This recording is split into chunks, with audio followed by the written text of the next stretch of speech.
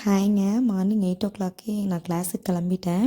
என்ன கிளாஸ்னால் Swedish language படிக்கிறேன். இங்கே வந்து எஸ்எஃப்ஏன்னு சொல்லுவாங்க, ஸ்வீடிஷ் ஃபார் இம்மைக்ரன்ட்ஸ்.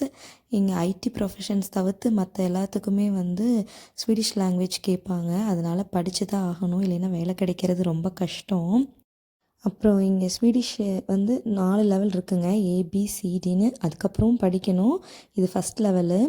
இந்த ஏபி வந்து நான் படிக்கலைங்க, ஏன்னா யூனிவர்சிட்டி ஊரில் முடிச்சிருக்கனால டைரெக்டாக சி தான் படித்தேன். சி முடிச்சிட்டேன். பாப்பா பிறந்ததுக்கப்புறம் லாங் கேப் ஆயிடுச்சு. இப்போ தான் டி ஜாயின் பண்ணியிருக்கேன். எனக்கு டைமிங் வந்து 8:45 to 12:00ங்க. மார்னிங் வீட்டில் இருந்து 8:00க்கே கிளம்பணும், அப்போ தான் கரெக்டாக இருக்கும். ஆஃப்டர்நூன் பேட்சும் இருக்குது. நான் வந்து டே டைம் தான் எடுத்திருக்கேன், ஏன்னா மதியத்துக்கு மேலே பாப்பாவை போய் பிக் பண்ணிட்டு வரணும். எனக்கு கரெக்டாக இருக்கும். ஒரு 12:30 அப்படிங்கும்போது வீட்டுக்கு ரீச் ஆகிட்டுங்க. காலையில் சமைச்சிட்டு அப்படியே எல்லாம் போட்டுட்டு போயிட்டேன். வந்து தான் பாத்திரம்லாம் வாஷ் பண்ணேன்.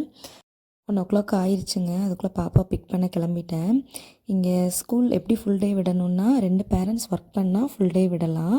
அப்படி இல்லாட்டி ஒரு பேரண்ட் ஒர்க் பண்ணி ஒரு பேரண்ட் படிக்க போகிறாங்க அப்படின்னா ஃபுல் டே நம்ம ஸ்கூலில் விடலாங்க.